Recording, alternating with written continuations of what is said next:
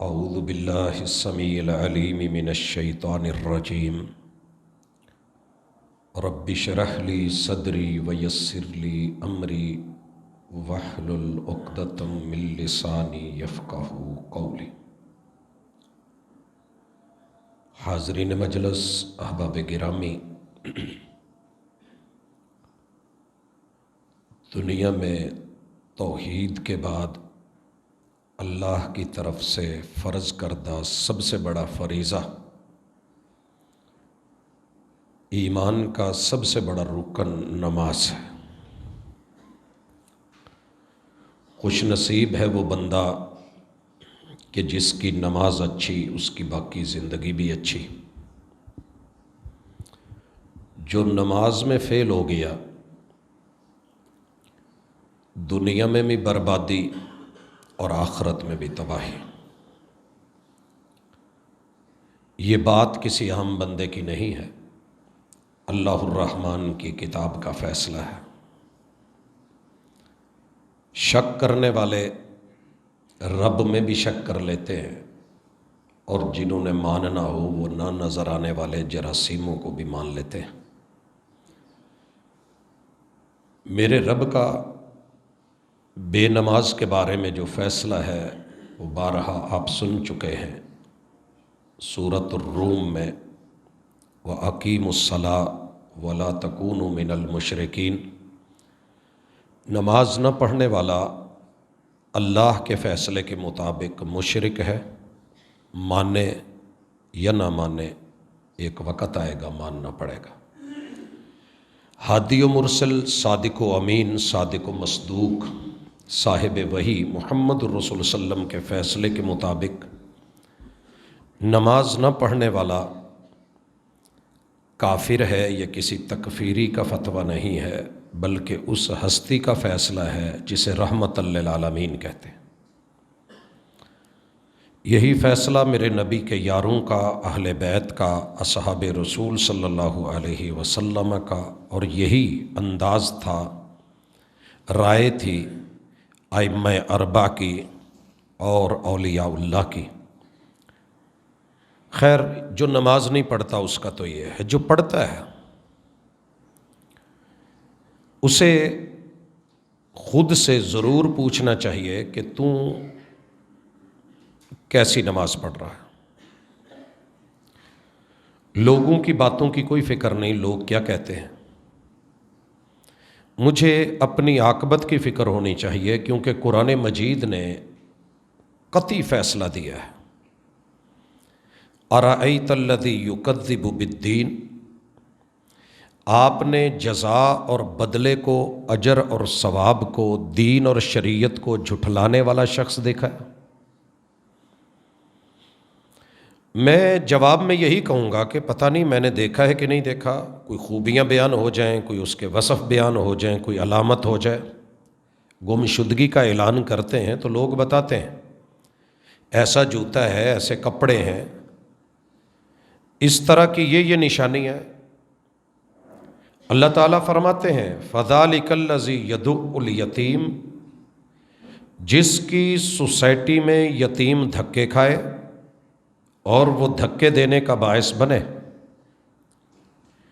وَلَا يَحُضُّ عَلَىٰ طَعَامِ الْمِسْكِينِ، نہ خود کرے نہ کسی سے کہہ کے کروائے۔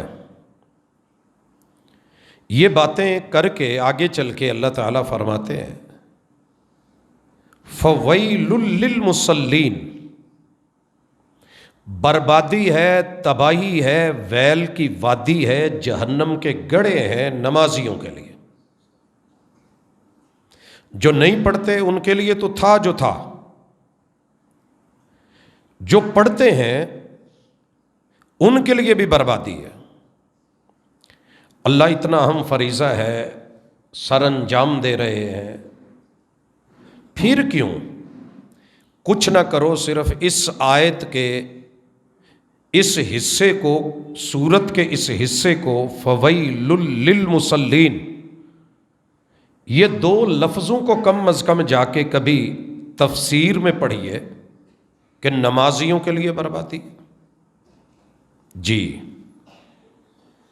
آگے سبب بتایا گیا کہ کون سے نمازی، الذین ہم فی صلاتہم ساہون، جو مرضی کی نمازیں پڑھتے ہیں، جن کا ٹائم ٹیبل مرضی کا،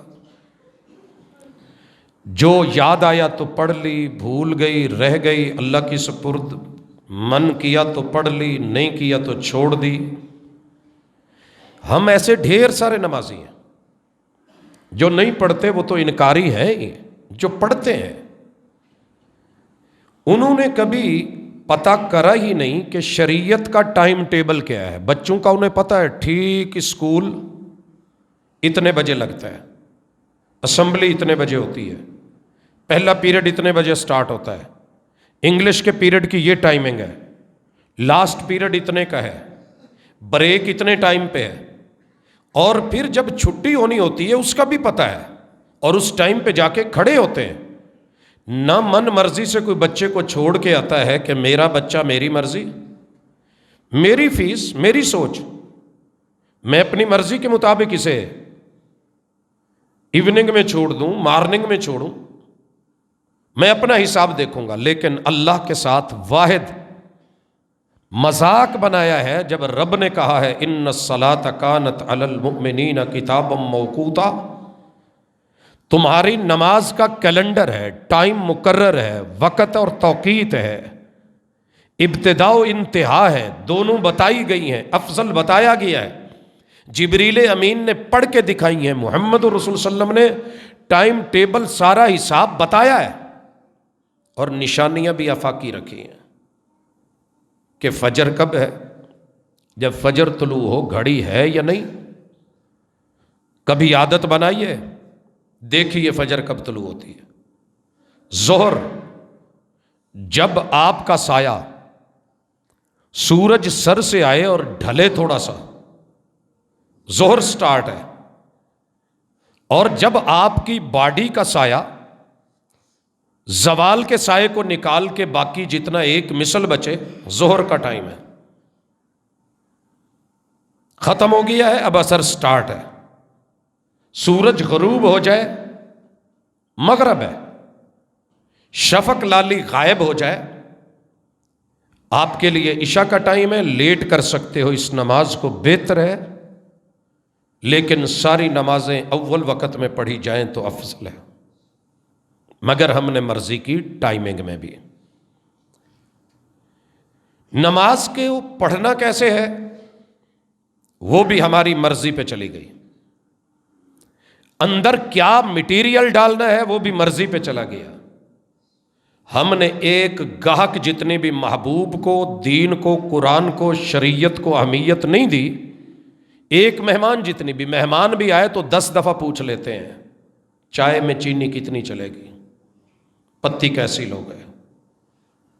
لیکن کیا مجال کہ سیدنا محمد رسول اللہ علیہ وسلم بار بار ڈیمانڈ کرتے رہیں، کہتے رہیں، قرآن مجید 700 آیات میں ڈیمانڈ کرے، میں نے کبھی پڑھا ہی نہیں، دیکھا ہی نہیں، سوچا ہی نہیں، پرواہ ہی نہیں، فکر ہی نہیں۔ پورے قرآن میں جہاں بھی آپ کو حکم نظر آئے گا وَأَقِیمُوا الصَّلَاةَ، الف لام پھر سواد پھر لام پھر الف پھر تا، کہ لوگوں خاص نماز پڑھو۔ اللہ کون سی خاص نماز ہے؟ جو میں نے لوح محفوظ میں لکھی ہے، جسے جبریل امین لے کے آیا ہے، جسے جبریل امین نے پڑھ کے دکھایا ہے، جسے محبوب نے اس کے ساتھ پڑھا ہے، جسے آپ نے خود امامت کروا کے پڑھایا ہے، جسے آپ کے پیچھے 1.25 لاکھ صحابہ نے پڑھا ہے، اور جسے پڑھ کے آپ نے کہا ہے صلو کما رأیتمونی اصلی، نماز میں مرضیاں مت کرنا، جیسے مجھے پڑھتے دیکھا ہے ویسے پڑھنا۔ آپ نے کبھی آپ سے سوال کیا کہ کلمہ پڑھنے کے بعد جو مجھے میرے پیغمبر کا آرڈر تھا میں نے اس کے مطابق نماز کبھی پڑھی، یا مرضی کے مطابق، مسجد کے مولانا کے مطابق، ان کی سوچ کے مطابق، یا کسی امتی کو بڑا بنا کر کے میں نے لیڈر بنا کے ماتھے کا تاج بنا کے؟ عزت کرنا اپنی جگہ، عزت کرنا اپنی جگہ، رتبہ عہدہ اپنی جگہ، لیکن دین کی شریعت کی کرسی پہ رب نے بٹھایا ہے تو محمد الرسول اللہ کو، کسی اور کو یہ اتھارٹی ہوتی تو وہ صحابی جو 3 دفعہ مسجد نبوی میں نماز پڑھ کے آیا تھا، آپ اسے کہہ رہے ہیں کہ جا تو نے نماز نہیں پڑھی، تو وہ کہتا کہ محبوب ٹھیک ہے، آپ نے سکھا دی، آپ نے پڑھا دی، میں صحابی ہوں، میری اتھارٹی ہے، میں امت میں سب سے افضل ہوں، مسجد نبوی میں ہوں، مدینۃ الرسول میں ہوں، مخلص ہو کے رب کے لیے پڑھ رہا ہوں، قبول اللہ نے کرنی ہے، آپ کون ہوتے ہیں مجھے روکنے والے، کہنے والے کہ نماز نہیں۔ 3 دفعہ لوٹا، پڑھ کے آیا اور اپنی غلطی کا پتہ کرا۔ میرے بھائیوں، میری اس پوری گفتگو کا مقصد، اس جمعے کا مقصد مسلک بتانا نہیں ہے۔ اگر کوئی یہ سمجھ رہا ہے تو غلط فہمی کی۔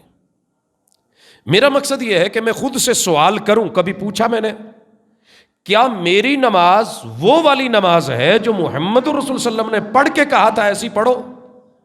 بس اگر آپ نے خود سے پوچھ لیا اور پوچھنے کے بعد آپ نے مخلص ہو کے رسول اللہ صلی اللہ علیہ وسلم کے ذخیرہ احادیث میں سے دیکھ کے چیک کر کے ضمیر مطمئن ہے تو مبارک ہو، نہیں تو مرضی۔ دنیا میں ہم ریسرچ کرتے ہیں، ہم 2 دوست تھے، کراچی جانا چاہ رہے تھے، 2-4 ایجنٹوں سے رابطہ کیا سیٹ کا، تو وہ کہہ رہے ہیں جی فیصل آباد سے سیٹ نہیں ہے، فلائٹ تو ہے مگر سیٹ خالی نہیں۔ خیر ہمیں مطمئن ہو جانا چاہیے تھا، ہم نے دوسرے سے پوچھا، اس نے بھی یہی جواب دیا، تیسرے سے پوچھا، اس نے بھی یہی جواب دیا۔ خیر دوست کا معاملہ کینسل ہو گیا، میں حسن اتفاق ایئرپورٹ چلا گیا۔ جب وہاں گیا ہوں تو وہاں ایک آدمی تھا، میں نے اس سے کہا کہ یار جانا تھا لیکن مسئلہ، کہتے ہیں جی آپ آئیں، اتنی فیس ہے وہ لگے گی، اتنا ٹکٹ ہے، ریٹ ہے، دیا۔ جب میں فلائٹ میں گیا تو دیکھا کافی ساری سیٹیں خالی ہیں۔ میں نے کہا یار لوگ کتنا دھوکہ دیتے ہیں، کمپنی ہے، ملک ہے، میں پیسہ دے رہا ہوں، آدمی موجود ہے، پیسنجر ہے، پھر ایسے کیوں ہو رہا ہے؟ خیر اگلی دفعہ جب بھی جانا ہوتا آن لائن چیک کرتے کون سی سیٹ لینی ہے، باقاعدہ خالی کون سی ہے، بکنگ کس کی ہو چکی ہے، تو یہیں بیٹھے کرتے۔ اللہ کا شکر ہے اب ہمیں کسی ایجنٹ کا محتاج نہیں ہونا پڑتا۔ اگر آپ یہ دنیا میں آنکھیں کھول کے جیتے ہیں تو حقیقت موجود ہے۔ جب آپ کو محمد رسول صلی اللہ علیہ وسلم کے اصحاب نے پل پل کی خبر دے دی، سند دے دی، محدثین نے جمع کر دیا، اب بھی آپ لوگوں سے پوچھیں گے کہ محبوب یہ کرتے تھے کہ نہیں کرتے تھے؟ ریکارڈ موجود ہے، ایک ایک ادا موجود ہے، صحت موجود ہے، ذوف موجود ہے، سکم موجود ہے، جعلی اور 2 نمبر موضوع اور من گھڑت نکھیڑے کر دیے گئے، پھر بھی آپ رہیں کہ نہیں میں نے تو ایسے ہی کرنا ہے۔ تو بھائیو ہم سے یہ نہیں ہوتا، اللہ کا شکر ہے مسلکوں کی جنگ چھوڑی ہوئی ہے، کلیئر کٹ اعلان ہے، توحید کے بعد، کلمے کے بعد، لا الہ الا اللہ کے بعد جملہ ہی یہ ہے محمد الرسول اللہ۔ کامیابی تبھی ملنی ہے جب تیرا میرا معیار اور معیار ایمان اور معیار پیار محمد الرسول صلی اللہ علیہ وسلم ہوگا۔ مجھے تو ایمان سکھایا انہوں نے ہے، مجھے یہ انہوں نے بتایا ہے کہ رب اللہ ایک ہے، وگرنہ قوم تو 3 کہہ رہی تھی، 2 کہہ رہی تھی، کوئی 5 بتا رہا تھا، کوئی 360 بتا رہا تھا۔ کل ہو اللہ احد، اگر میں اس جملے پہ یقین کرتا ہوں تو میرا اصل اعتبار محمد الرسول صلی اللہ علیہ وسلم پہ ہے۔ تو بھائیو آپ کو معیار بنا کے ہم نے گزشتہ جمعے میں اذان، وضو، مسجد، صف بندی، اس کے بعد ثنا اور آغاز اور استفتاح، ہاتھوں کو اٹھانے کی کیفیت، باندھنے کی کیفیت، پھر اس کے بعد دعائیں، تعوذ، بسم اللہ، سورۃ الفاتحہ، آمین، بعد میں کوئی سورت، اور سورت کے بعد اللہ اکبر کہہ کے رکوع میں جانے کے انداز اور رکوع میں کیا پڑھنا ہے، یہاں تک ہم نے محمد رسول صلی اللہ علیہ وسلم کی ادائیں پڑھی تھیں۔ حضرات یاد رہے نماز کی ٹوٹلی 4 حالتیں ہیں، قیام کی، رکوع کی، سجود کی اور تشہد کی۔ میرے اور آپ کے محبوب علیہ الصلاۃ والسلام نے، یہ صحیح البخاری کی حدیث ہے، میرے سامنے 751 نمبر، نبی مکرم صلی اللہ علیہ وآلہ وسلم کے راوی اور صحابی جناب انس ہیں،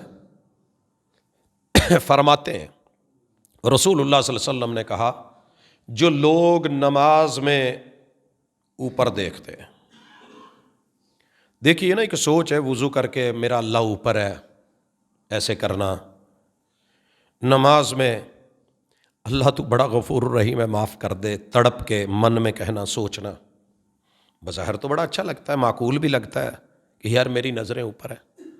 محبوب نے کہا اوپر دیکھنا چھوڑ دو، کہیں ایسے نہ ہو کہ رب تمہاری نظروں کا نور چھین لے۔ پتہ کیا چلا کہ یہ ادا رب کو پسند نہیں ہے۔ نظریں کہاں ہوں؟ فرمایا مقام سجدہ پہ ہے۔ سجدہ کہاں کرتے ہو وہاں تمہاری نظر ٹکی ہونی چاہیے اور اس میں عاجزی ہونی چاہیے۔ جھکی نظروں میں قیامت کا اثر ہوتا ہے، حسن اور نکھر جاتا ہے شرمانے سے۔ اللہ تیرا بندہ ہوں۔ ہم جب خشوع پہ بات کریں گے انشاءاللہ کہ محبوب کا خشوع اور خضوع اور نماز میں سوچ اور فکر کیا ہوتی تھی، تو ہم یہ ٹاپک لے کے آئیں گے انشاءاللہ۔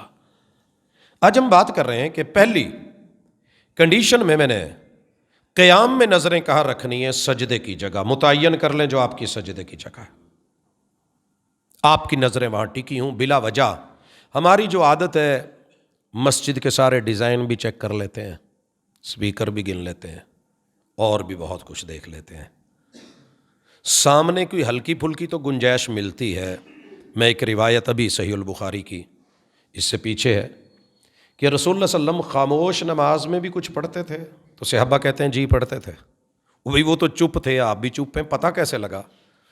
کہتے ہیں کہ ہم جو پیچھے کھڑے ہوتے نا تو رسول اللہ صلی اللہ علیہ وسلم کی پیچھے سے داڑھی ہلتی نظر آتی تھی۔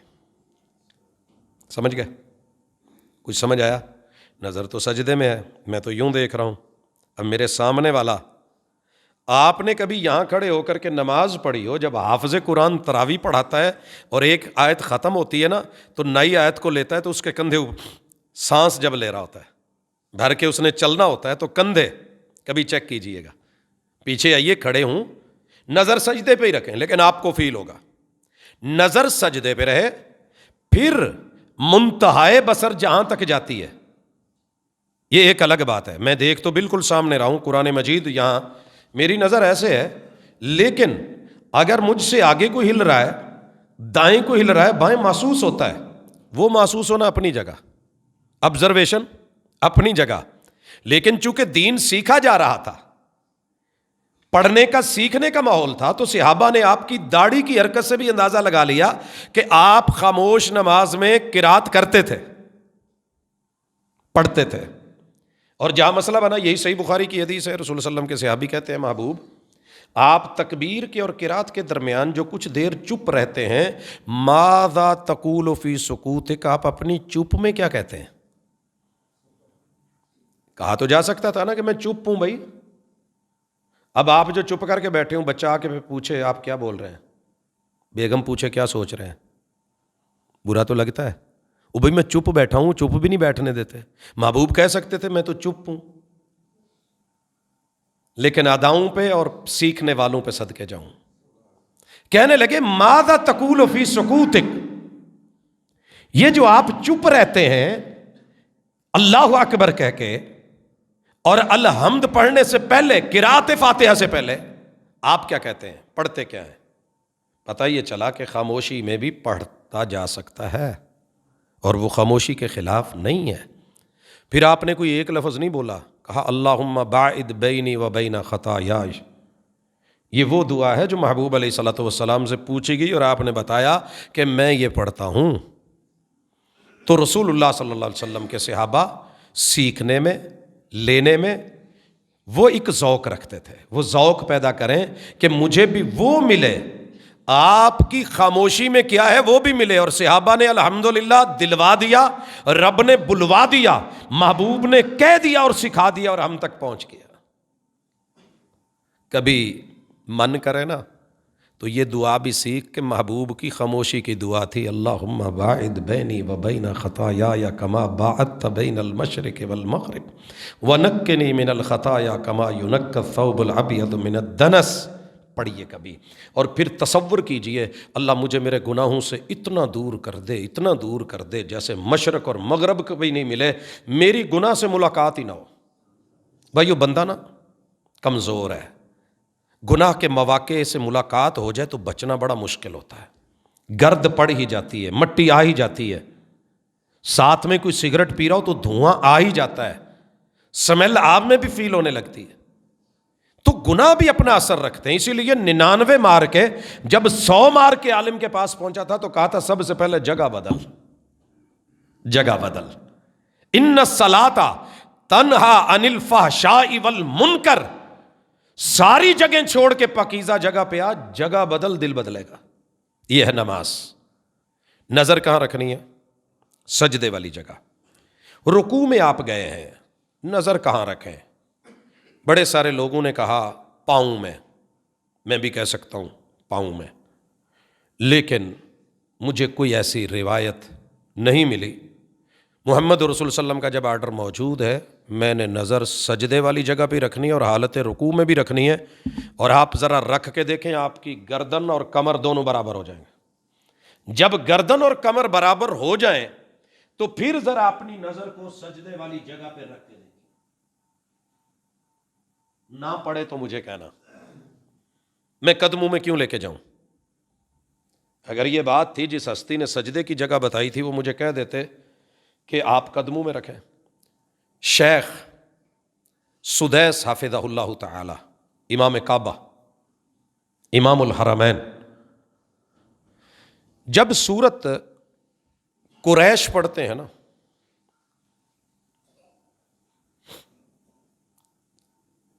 تو میں نے دیکھا کہ آخری آیت پہ اتنے جذباتی ہوتے ہیں اور اس لے اور اس انداز میں پڑھتے ہیں کہ صاحب زبان ہی سمجھ سکتا ہے، اور اس منظر کو اور اس مقام کو پہنچے ہوئے۔ رب ھذا البیت جب کہتے ہیں تو حرم کے سپیکروں کی کبھی شوکر اور اس سینے کی آواز اور صوت اور کیف کو پڑھیے۔ جو ساتھی حجر اسود پہ جس پولیس والے کی ڈیوٹی ہوتی ہے نا، میں نے 3 مرتبہ اس سے پوچھا کہ یار ذرا چیک کرنا، امام صاحب جب یہ مغرب کی نماز میں سورہ قریش پڑھتے ہیں تو ان کی نظر کہاں ہوتی ہے؟ کہتے ہیں جی سیدھے بیت اللہ کو دیکھ رہے ہوتے، بیت اللہ پہ نظر ہوتی ہے۔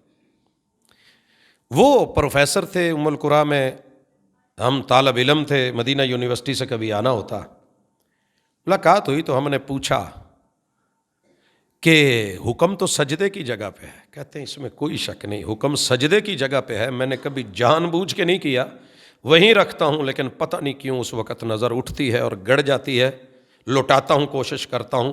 میں اس سے یہ نہیں کہتا کہ نظر بیت اللہ پہ ڈالے رکھو، حکم وہی ہے جو مصطفیٰ نے کہا ہے۔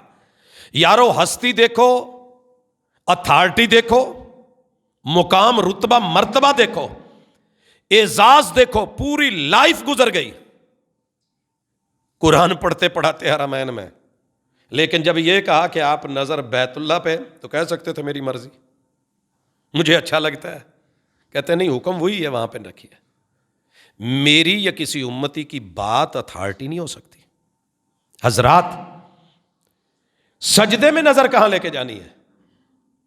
بعض نے کہا نظر بند کر لو سکون ملے گا، نہیں، وہاں نظر وہیں پہ پہنچ چکی ہے جہاں اس نے جانا تھا، وہ وہیں چلی گئی ہے۔ کھولیے زاویہ نگاہ رکھیے، نظر یہاں ہے اور فکر سبحان ربی الاعلیٰ، اللہ مٹی میں مل کے بھی تیرا بندہ تیری بلندیوں کے اعلان کرتا ہے۔ میں آؤں گا لیکن یہاں نظر کو ذرا تکمیل تک پہنچاؤں۔ 2 سجدوں کے درمیان جب آپ بیٹھیں گے تو نظر پھر سجدے کی جگہ پہ ہی ہے، لیکن جب تشہد میں بیٹھیں گے، میرے اور آپ کے مصطفیٰ علیہ الصلوۃ والسلام نے جب اس انگلی کو ہلانا سکھایا، حرکت دینا سکھائی، کبھی سٹاپ کرنا سکھایا، کبھی اشارہ کرنا سکھایا، کبھی انگوٹھے کو یہاں پہ رکھ کے 3 انگلیوں کو فولڈ کرنا سکھایا، اور کبھی کانا یحلق بین الابہام والوسطی، یوں کرنا سکھایا، ایسے سکھایا۔ ان شکلوں میں میرے محبوب نے اس انگلی کے بارے میں کہ یہ تھوڑی سی جھکی ہوئی ہو، ایسے اٹھی ہوئی نہیں، تھوڑی جھکی ہوئی۔ اور میرے محبوب کی نظریں صحابہ کہتے ہیں کہ اس انگلی سے متجاوز نہیں ہوتی تھی۔ زاویہ نگاہ یہاں ہے، دائیں بائیں نظر آتا ہے، سامنے آتا ہے، ایک اور بات ہے، زاویہ نگاہ یہاں ہے تو تشہد میں آپ اس انداز کو اپنائیں گے، نظر یہاں رہے گی۔ اب آئیے جہاں ہم نے بات چھوڑی تھی، رکوع پہ، رکوع ہو گیا، آپ نے رکوع کی دعائیں پڑھ لیں، کھڑے ہوں گے، تیری میری مجبوریاں اپنی جگہ، کمر کا مسئلہ ہے، کھڑے نہیں ہو سکتے، بینڈ نہیں پڑتا، یہ ایمرجنسی ہے، مجبوری ہے۔ اسلام کہتا ہے کوئی بات نہیں، تیرے اوپر تکلیف ہے تو ہم اصول قاعدے ضابطے ڈھیلے کر دیتے ہیں، کوئی بات نہیں، جتنا ہو سکتا ہے اتنا کر لو۔ وہ جی میں کھڑا تو ہو جاتا ہوں، مجھ سے رکوع نہیں ہوتا، رکوع اشارے سے کر لے، رکوع اشارے سے کر لے۔ میں جی اتنا جھک سکتا ہوں، مزید نہیں جھکتی، مجبوری ہے۔ لیکن اگر تو ٹھیک ہے تو پھر ایسے جھک کے کمر اور گردن برابر ہو، گھٹنے آپ نے پکڑے، جب اٹھے ہیں، اگر تو کوئی مجبوری ہے، کمر کبڑی ہے، آپ سیدھے کھڑے ہی نہیں ہو سکتے، نو پرابلم۔ لیکن اگر ٹھیک ہیں، صحیح ہیں، صحابہ کہتے ہیں، صحیح البخاری ہے کہ ہم محبوب کو رکوع کے بعد جب اٹھتے دیکھتے تو پوری طرح کھڑے ہوتے، پوری طرح، اور پوری طرح کھڑے ہوں بھی کیوں نہ، محبوب علیہ الصلوۃ والسلام نے جو ہمیں دیا، سمع اللہ لمن حمیدہ، ربنا ولک الحمد حمدا کثیرا طیبا مبارکا فی۔ میں اسے پڑھنا نہیں گوارا کرتا، اور میں نے سن کے اس کے لیے جو دعائیں کی، جو برکتیں کی، جو فرشتوں کا بڑھنا بتایا، وہ ملء السماوات، جا ساری زندگی دعائیں کر لے، اس دعا کا مقابلہ شاید کوئی دعا کرے۔ ملء السماوات وملء الارض، لا تیرے پاس کتنے خزانے ہیں۔ بندہ کہتا ہے اللہ میں آسمانوں کی، 7 آسمانوں کی جتنی بھی وسعت اور کیپیسٹی ہے میں ساری بھر کے دے رہا ہوں، گنیے کتنا گن سکتے ہو؟ اللہ یہ ساری تعریفیں بھر کے لے، وَمِلْءَ الْأَرْضِ، ساری زمینیں بھر کے دے رہا ہوں تشتریاں بنا کے، وَمِلْءَ مَا بَيْنَهُمَا، ان کے درمیان جتنے خلا ہیں وہ بھی تیری تعریفوں سے بھرے ہوئے، ملء السماوات وملء الارض وملء ما بینہما وملء ما شئت۔ اللہ میں تو اتنا جانتا ہوں، اس کے علاوہ بھی جو جو جو تو چاہے اتنی تعریفیں لے لے۔ وملء ما شئت کما یحب ربنا ویرضی، اللہ میں حالت قیام میں، حالت رکوع میں، پھر دوبارہ قیام میں آ گیا ہوں۔ اللہ اتنی تعریف، اتنی تعریف، اتنی تعریف، جیسے تجھے اچھا لگے اور جیسے تو راضی ہے وہ بھی میری طرف سے لے لے۔ کما یحب ربنا، میں نے آپ کو صرف راضی کرنا ہے۔ حضرات کبھی زندگی میں اتفاق ہوا پڑھنے کا؟ سوچنا ضرور۔ ٹھیک ہو گیا، یہ میں ہاتھ کہاں لے کے جاؤں؟ پراپر کھڑے ہوں، جھٹکا مت لیں۔ جس صحابی کو آپ نے 3 بار موڑا تھا اور کہا تھا تو نے نماز نہیں پڑھی، جو بندہ رکوع کے بعد سیدھا پورا کھڑا نہیں ہوتا، اس نے 4 رکعتیں بھی پڑھ لیں تو نہیں پڑھی، 3 پڑھی ہیں تو نہیں پڑھی، 2 پڑھی ہیں تو نہیں پڑھی۔ آقا نے کہا اس نے نماز نہیں پڑھی، 3 دفعہ ریپیٹ کیا تھا۔ آپ اینول میں بھی پاس نہ ہوں، فرسٹ سپلی میں بھی پاس نہ ہوں، سیکنڈ میں بھی پاس نہ ہوں، یار عجیب بات ہے، 3 بار موڑ دیا۔ اور غلطی کیا تھی؟ رکوع میں سیدھا برابر کھڑا نہیں ہو رہا تھا۔ کھڑے ہونے کی عادت بتائیں۔ اور ہم جب کھڑے ہوتے ہیں نا تو ہمیں پیچھے سے کچھ لوگ نا گھٹنے ایسے گرتے نظر آتے ہیں، محسوس ہوتا ہے کہ کوئی گرنے والا ہے بس، یا ہم ساتھ میں جب کھڑے ہوتے ہیں تب بھی فیل ہوتا ہے امام نو کہن دے ہوندے کھلو کیوں گیا ہے؟ یہ فیل کروا رہے ہوتے ہیں، چل منٹ لا، گر نہیں، رکیے۔ ہاتھ دو جگہ ہیں علماء کا، یہاں پہ رہیں گے جیسے آپ کی نارمل پوزیشن ہے، کچھ نے کہا کہ نہیں ہاتھ باندھیں گے، دوبارہ اسی حالت میں آ جائیں گے جس حالت میں آپ پہلے تھے۔ اس مسئلے کے اوپر دو عظیم ترین محدث، شیخ بدیع الدین راشدی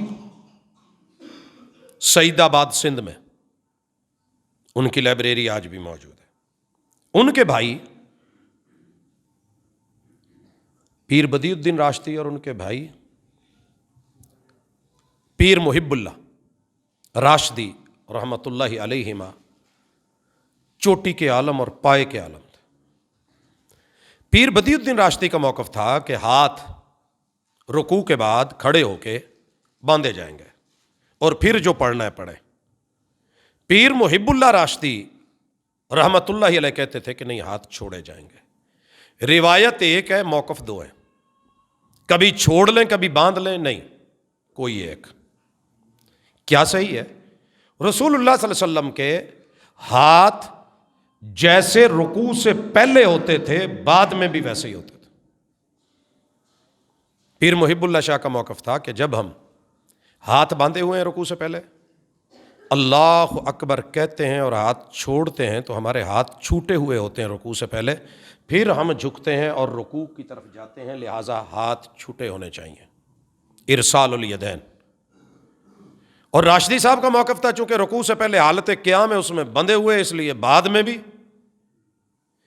عقلی توجیحات بڑی ہوں گی، میں لانا چاہوں تو لا سکتا ہوں، اسلام نے فرق رکھا ہے۔ مثلا آپ حالت قیام میں ہیں، ہاتھ باندھے ہوئے ہیں تو آنے والا دیکھ لے گا کہ یہ رکوع سے پہلے کا قیام ہے، اور اگر چھوٹے ہوئے ہیں تو پتہ چل جائے گا بعد کا ہے۔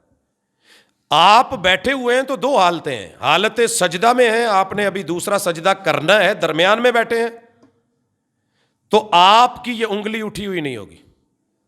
اگر آپ تشہد میں ہیں تو انگلی اٹھی ہے یا ہل رہی ہے تو پتہ چل جائے گا یہ کون سا بیٹھا ہے، دو سجدوں کے درمیان بیٹھا ہے یا دوسرے سجدے کے بعد بیٹھا ہوا ہے، اٹھنا ہے۔ تو یہ فرق علماء نے بیان کرے ہیں اپنی جگہ، واللہ تعالی عالم۔ ہاتھ چھوڑنے والی ہی روایت اور انداز بہتر ہے۔ اگر باندھنے کا معاملہ ہوتا جیسے پہلے باندھنے کی وضاحت موجود ہے، 1.25 لاکھ صحابہ میرے محبوب کی اس ادا کو بیان کر سکتے تھے اور نظر آتا۔ باقی اللہ بہتر جانتا ہے، کسی کو جھٹلانا یا رد کرنا ائمہ محققین و محدثین کے اندر۔ بہرحال دونوں نے 11 رسالے لکھے ایک دوسرے کے جواب میں۔ آگے بڑھتے ہیں، اب جانا ہے سجدے میں۔ سجدے میں جاتے ہوئے آپ نے سجدے میں کیسے جانا ہے میں شاید پچھلی ملاقات میں بتا چکا تھا کہ محبوب نے منع کیا ہے کہ اونٹ کی طرح مت گرو۔ اونٹ کی طرح ہم سمجھتے ہیں کوئی حرج نہیں، پھر کیا ہوا، ہمارا جو پہلا انداز ہے ہم یوں گرتے ہیں، ایک انداز۔ اللہ کرے جوانی یا سلامت رہے۔ دین صرف بچپن اور جوانی کا نہیں، دین بڑھاپے کا بھی نام ہے، اور بڑھاپے میں آ کے سٹائل اور ہو جائے، جوانی میں اور ہو جائے، ایسے نہیں ہے۔ دین لائف ٹائم ہے، پہلے دن سے لے کے بڑھاپے تلک آپ کی باڈی کام کر رہی ہے۔ جیسے بھی اگر آپ ہاتھ پہلے رکھتے ہیں تو بڑے سارے فائدے بھی ہیں۔ آپ کے ڈائریکٹ گھٹنوں میں اگر درد ہے، اس سے پوچھئے جس کے گھٹنوں میں درد ہے کہ وہ کیسے ایسے پہلے جا سکتا ہے۔ گھٹنے پہلے گرا کے پوری باڈی کا وزن ڈالنا مشکل ہے، لیکن اگر آپ نے دونوں ہاتھ رکھ لیے ہیں، آرام سے ایک گھٹنا پھر دوسرے گھٹنے کو، الشیخ حافظ مسعود عالم اللہ تعالیٰ ان کو مکمل سے مکمل صحت کاملہ عطا فرمائے۔ اس تکلیف میں جب ہم نے دیکھا تو دل سے دعائیں، اللہ یہ چیزیں بھی وقت آتا ہے کہ بندے سے چھن جاتی ہیں۔ کر لو جوانی میں جتنے رکوع کرنے اور سجدے کرنے ہیں، بڑھاپے میں تو پھر یہ مسئلہ ہی رہتے ہیں، بندہ ترستا ہی ہے دوسروں کو دیکھ کے کہ یار میں بھی ایسے ہوتا۔ اللہ اکبر۔ آپ نے دونوں ہاتھ پہلے رکھنے ہیں، مسنون طریقہ، پھر گھٹنے لگیں گے، پاؤں آلریڈی لگے ہوئے، پھر سر، پیشانی اور ناک کی ہڈی۔ امرت ان اسجد علی 7 اعظم، میرے اللہ نے مجھے حکم دیا ہے کہ 7 ہڈیوں پہ سجدہ کیجئے، یہ آرڈر ہے اللہ کا۔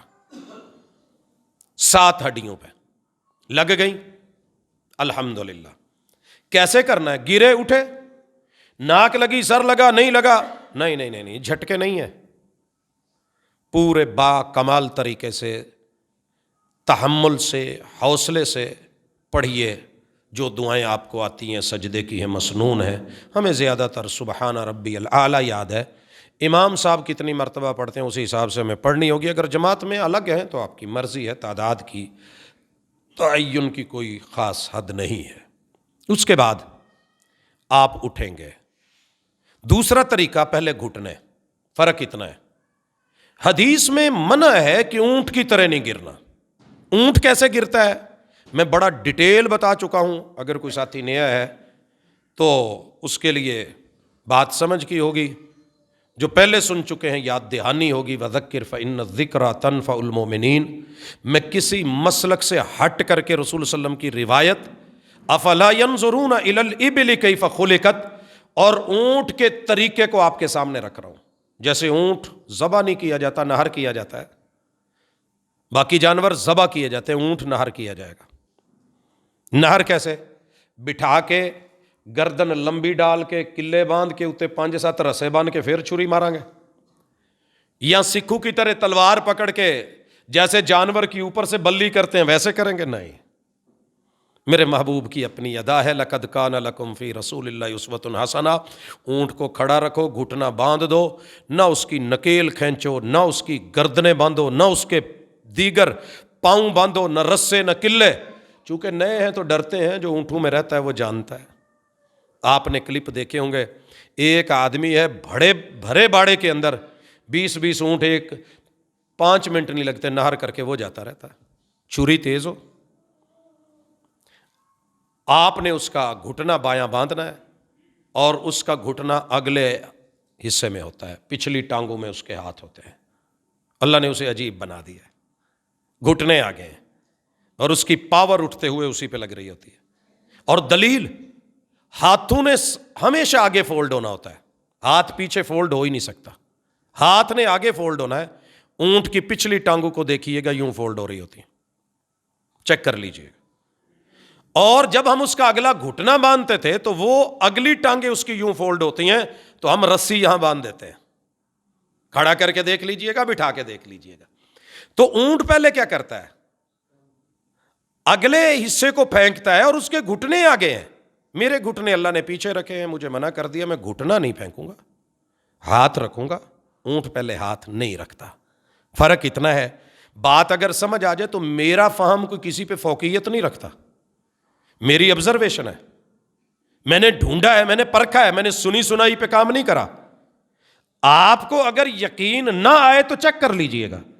اور یہی طریقہ لائف ٹائم ہے، بڑھاپے میں بھی اگر بوڑھے نے بھی سجدہ کرنا ہو تو ہاتھ پہلے رکھ کے آسانی سے جا سکتا ہے۔ کمر کا مسئلہ، گھٹنے کا مسئلہ، کوئی اور تکلیف، اللہ تعالیٰ صحت دے، عافیت دے، اور ساتھ میں سنت بھی عطا کرے۔ سجدے میں پاؤں جڑے ہوئے ہوں گے، الگ الگ نہیں۔ دلیل ہم نے پہلے بھی ذکر کی تھی، سید عائشہ رضی اللہ تعالی عنہا، رات کو آنکھ کھلی ہے، بستر خالی ہے، پریشان ہو گئیں۔ میرے محبوب میری باری پہ کہاں چلے گئے؟ چراغ تھا نہیں، اندھیرا تھا۔ کہتی ہے میں نے ادھر ادھر ہاتھ مارے تو میرا ہاتھ میرے محبوب کے دونوں قدموں پہ پڑا۔ اگر آپ کے جسم کے مطابق فاصلہ تھا دونوں قدموں کا اور پیچھے کھلے تھے تو ایک ہاتھ دونوں پاؤں پہ نہیں آ سکتا۔ پاؤں جڑے ہوئے تھے۔ محدثین نے واضح استدلال کیا کہ رس القدمین، یہ جو رس ہے نا، ملانا، جوڑنا ایڑیوں کا، یہ سنت ہے محمد رسول صلی اللہ علیہ وسلم کی۔ کسی کو اچھا لگے تو بسم اللہ، نہ لگے تو صلو کما رأیتمونی اصلی۔ مجھے اعتماد ہے جہاں پہ، اعتبار ہے جہاں پہ، ان ہستیوں کی اداؤں کے اوپر ساری دنیا کی ادائیں نچھاور کر کے رکھ دوں کہ مجھے خود سے پوچھنا ہے کہ کیا تیری نماز کی ادائیں وہی ہیں جو محمد رسول صلی اللہ علیہ وسلم کی تھی؟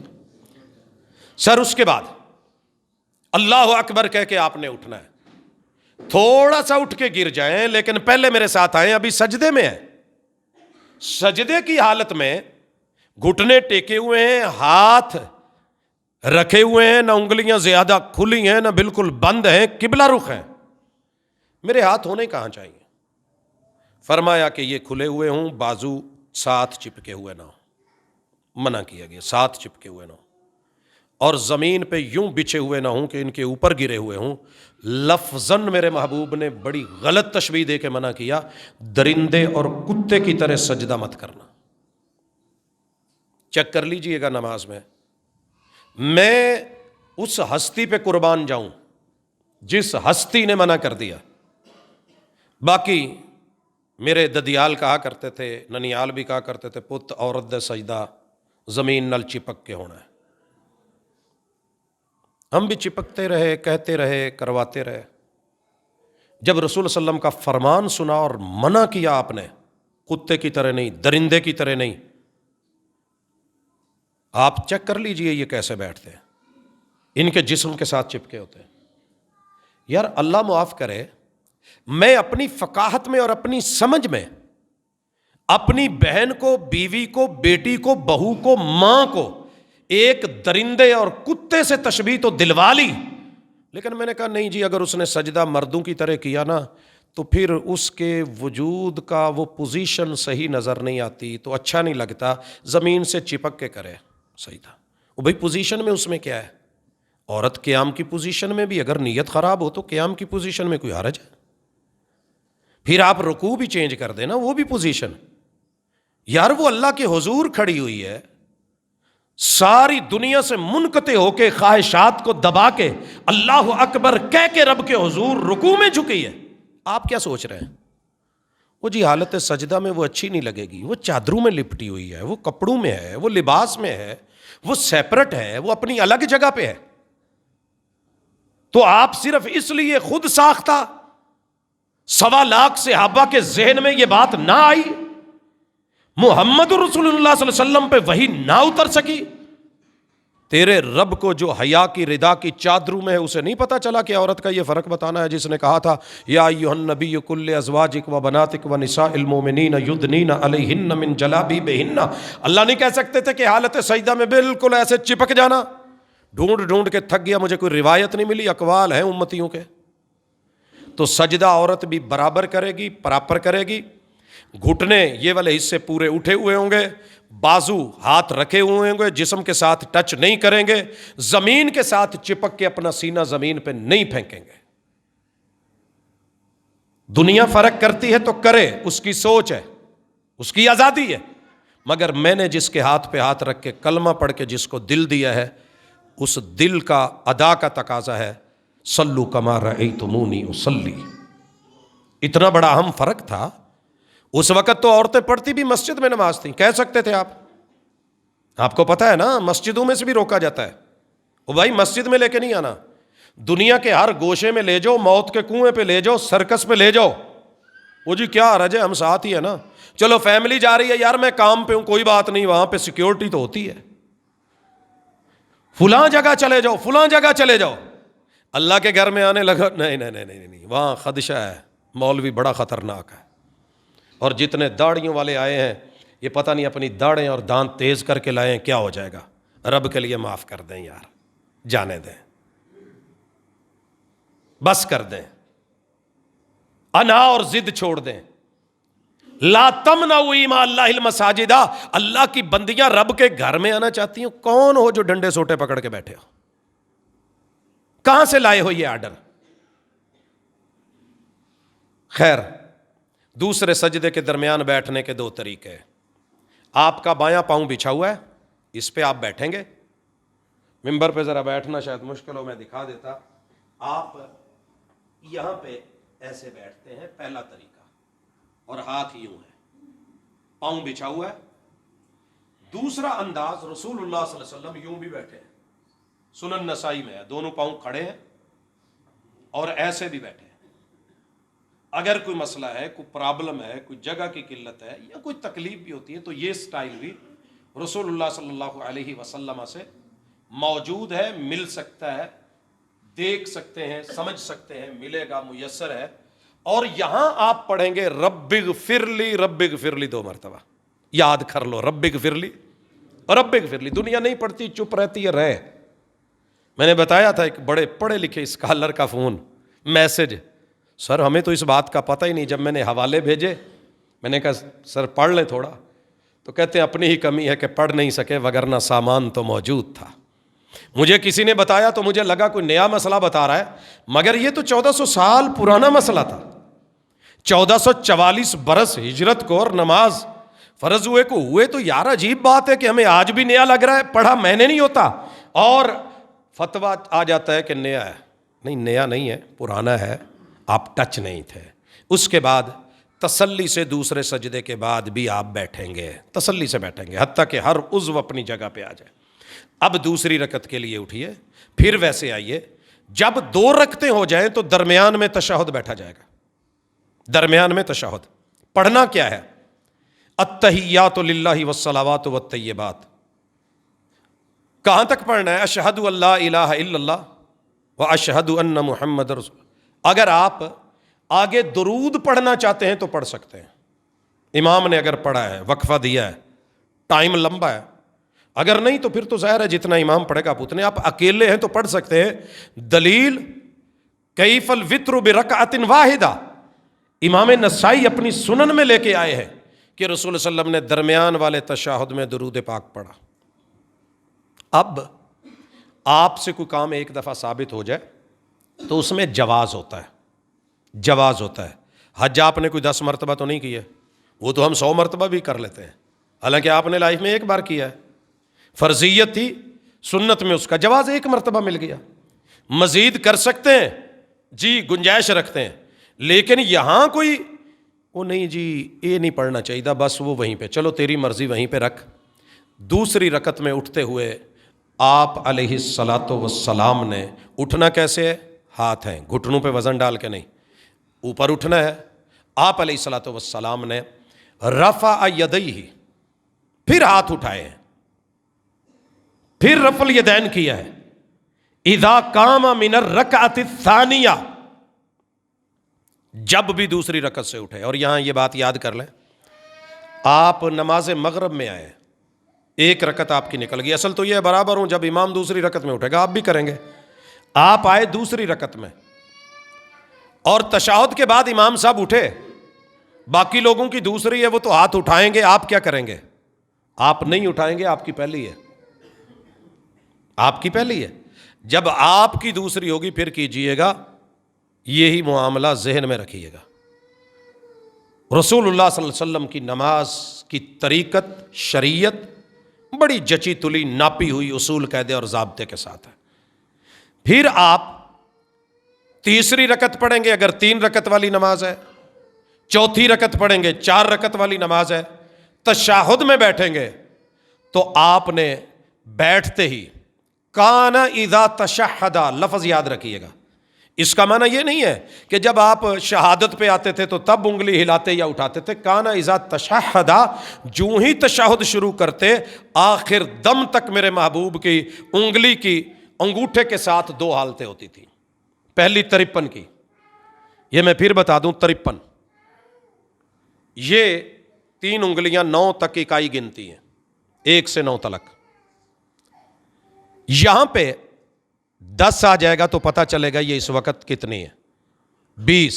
یہاں پہ اس لائن پہ فرسٹ پورا 30، 40۔ یہاں پہ آپ جب انگوٹھا ایسے دبا کے رکھیں گے تو آپ کی یہ ادا 53 بنا رہی ہوگی، 50 یہ اور 3 انگلیاں بند۔ کان یاکد بثلاث وخمسین، 53۔ دوسرا طریقہ، کان یحلق بین الابہام والوسطی، آپ درمیانی انگلی اور انگوٹھے کا دائرہ بناتے تھے، دائرہ بنا لیجئے یا 53 کی کیف کر لیجئے۔ اب آپ کی مرضی، آپ 1 دفعہ ہلا کے اشارہ کرتے ہیں یا آپ اسے نصب کر دیتے ہیں، روک لیتے ہیں، یا آپ کان یحرکھا، کبھی حرکت دیتے تھے۔ اعمال میں اور افعال میں تعارض نہیں ہوتا اگر زمان اور مکان مختلف ہوں۔ مثلا مختلف نمازوں میں، مختلف اوقات میں آپ نے مختلف جگہوں پہ مختلف ادائیں اپنائی ہیں تو وہ سبھی ثابت ہوں گی، ان میں مخالفت نہیں ہوگی، ان میں تضاد نہیں ہوگا۔ تضاد تب ہوگا کہ جب کوئی راوی کہے کہ آج کی نماز عصر کے اندر ایک کہے کہ آپ نے ایسے کیا، دوسرا کہے کہ میں نے دیکھا ایسے کیا، تیسرا کہے کہ نہیں آپ ہلا رہے تھے، چوتھا کہے، پھر تو تضاد کی کوئی صورت بنتی ہے۔ لیکن مختلف نمازوں میں، مختلف اوقات میں، مختلف لمحات میں ان اداؤں میں سے کوئی ادا نظر، یہ انگلی جھکی ہوئی اور نظر آپ کی اس کے اوپر رہے گی، اور آپ پڑھیں گے التحیات للہ والصلوات والطیبات، السلام علیک ایھا النبی ورحمۃ اللہ وبرکاتہ، السلام علینا وعلی عباد اللہ الصالحین، اشہد ان لا الہ الا اللہ واشہد ان محمد الرسول اللہ، اللہم صلی علی محمد، درود ابراہیمی، اللہم صلی علی محمد وعلی آل محمد کما صلیت علی ابراہیم وعلی آل ابراہیم انک حمید مجید، اللہم بارک علی محمد وعلی آل محمد کما بارکت علی ابراہیم وعلی آل ابراہیم انک حمید مجید۔ یہاں آئیے، اس کے بعد آپ کیا کرنا چاہتے ہیں؟ امام کے ساتھ ہیں، ظاہر ہے اتنا ہی پڑھ سکیں گے جتنا ہے، اکیلے ہیں۔ فَلْيَخْتَرْ لِنَفْسِهِ مَا شَاءَ مِنَ الدُّعَاءِ، سنن النسائی، جو من میں آئے مسنون کوئی بھی دعا پڑھ سکتے ہو۔ لمبے کرو تشہد، مانگو دعائیں، اللہ پوری کرے گا۔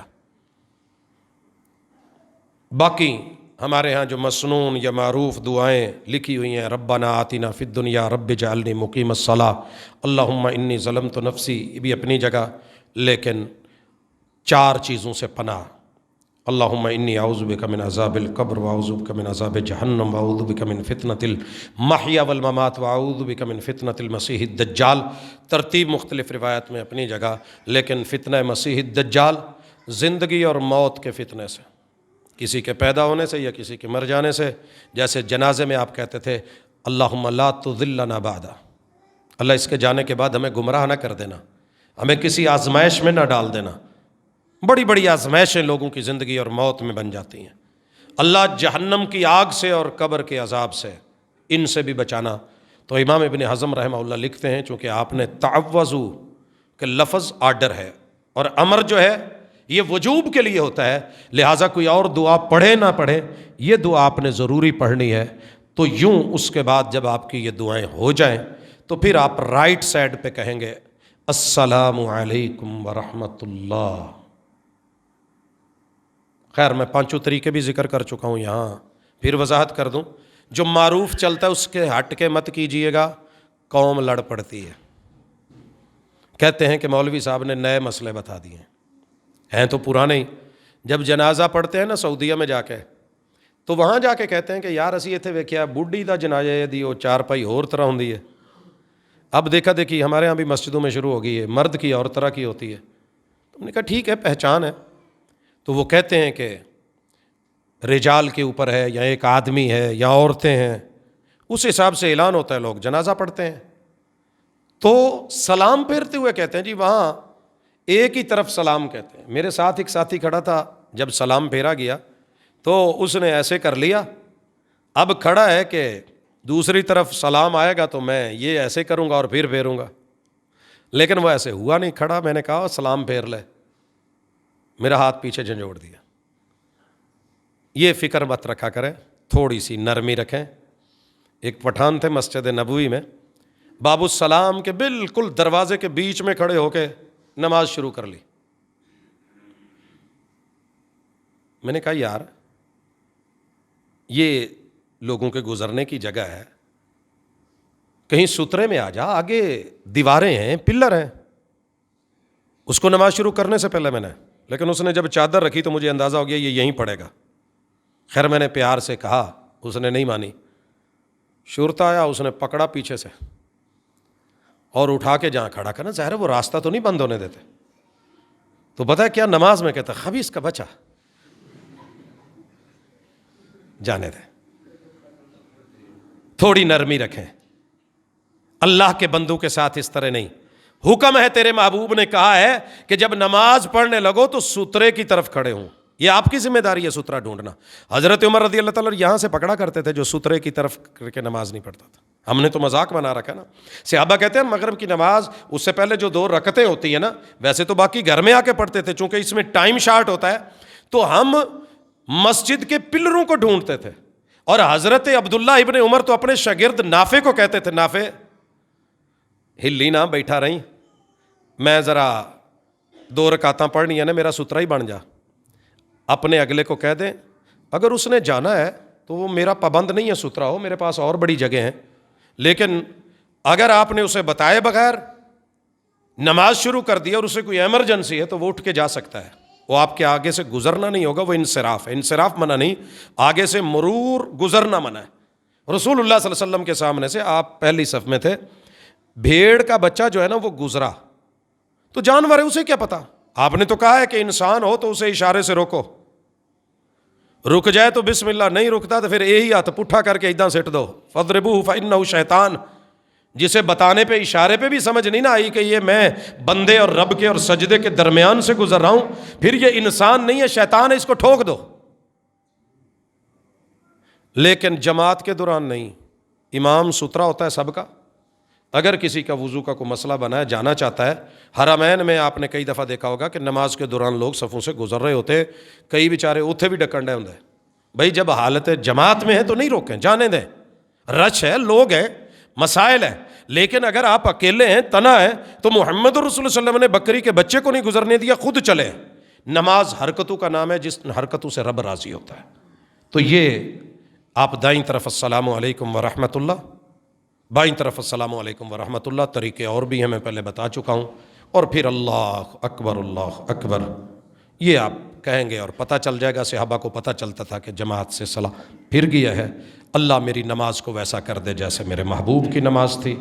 اللہ دکھاوا مقصود نہیں، نمود جو ہے وہ مقصود نہیں.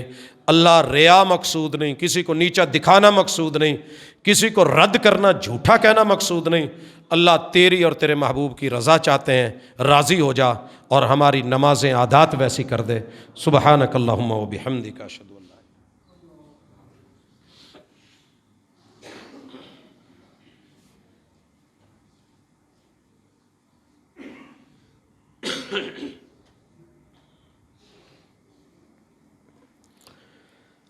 ان الحمد للہ نحمده ونستعینه ونستغفره ونعوذ باللہ من شرور انفسنا ومن سیئات اعمالنا من يهده اللہ فلا مضل له ومن يضلل فلا هادی له واشهد ان لا الہ الا اللہ وحدہ لا شریک له واشهد ان محمدا عبدہ ورسولہ. احباب گرامی، ایک درد ہے، رکھتا رہتا ہوں، وگرنہ مجھے بھی فضائل پہ بیان کرنا آتا ہے. بڑی ساری روایات ہیں، فضیلتیں بیان کر کر کے داد سمیٹنا بڑا ایزی وے ہے.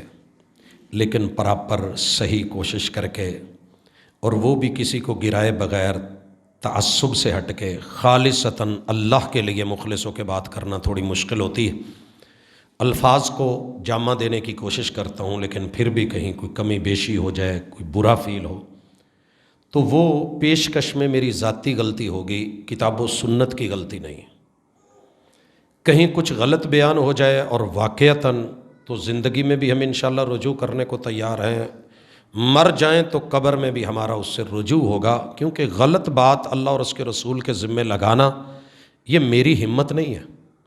اور غلطی سے بھی ہو جائے تو بھی ہم اس سے رجوع کرنے کو تیار ہیں. یہ بندہ مومن کا ایک ایمان اور عقیدہ ہونا چاہیے کہ ہر چیز میں بندہ مرضی کر سکتا ہے، دین میں مرضی نہیں چلتی. لو کان الدین بالرأی، سیدنا علی نے کہا تھا اگر دین مرضی کا نام ہوتا تو علی اپنے موضوع کا مسا نیچے سے کرتے، نچلے حصے لگتے ہیں. مگر یہ رسول صلی اللہ علیہ وسلم کی طریقت ہے، آپ نے اوپر سے کیا ہے تو علی بھی اوپر سے کر رہا ہے. تو اسی سوچ کو لے کے ہم ڈیولپ کرتے ہیں، چلتے ہیں. اللہ میرا آپ کا حامی و ناصر ہو. اللہ ہماری کاوشوں کو، محنتوں کو قبول کرے. اللہ ہماری نمازوں کو ویل وادی میں نہ پھینکے. اللہ ان کو پر بھی دے، پرواز بھی دے، قبول بھی کرے، منہ پہ نہ مارے. اور ہمیں ایسا نمازی نہ بنائے کہ جو مسجد سے نکلے تو اس کے پیچھے ٹھپا لگا دیا جائے کہ یہ دنیا کا بدترین چور جا رہا ہے جو نماز میں چوری کر کے گیا. ہم پورے طریقے سے سنت کے مطابق نماز ادا کریں، اللہ اس کو قبول کرے اور پھر ہماری دنیا بھی اچھی کر دے، آخرت بھی اچھی کر دے۔ اللہ میرے بیماروں کو شفا دے، دکھیوں کے دکھ دور کرے، اللہ میرے وطن کی سیاسی بھونچال کو ختم کرے اور صحیح معنوں میں جیسے مسلمان ایک دوسرے کے خیر خواہ ہوتے ہیں وہ بنا دے۔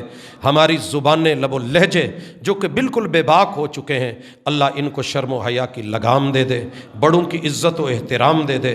اللہ دنیا سے جانے والوں کے لیے قبروں کو جنت کے بغیچے بنا دے۔ سبحانک اللہم و بحمدک، اشہد ان لا الہ الا انت، استغفرک و اتوب الیک۔